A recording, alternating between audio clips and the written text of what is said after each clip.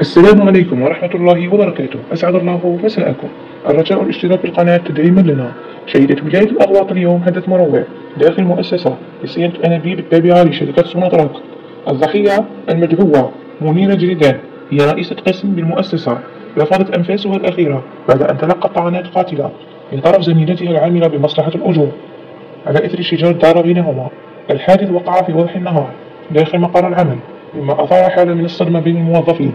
أعوان الأمن تدخلوا بسرعة وأوقفوا الجانية لحين وصول المصالح الأمنية التي ألقت عليها القبض، كما قامت الحماية المدنية بنقل جثة الضحية والتي هي أم لعدة أطفال رحمه الله إلى مصلحة حفظ الجثث في ولاية الأغواط. لمزيد من التفاصيل تابعونا.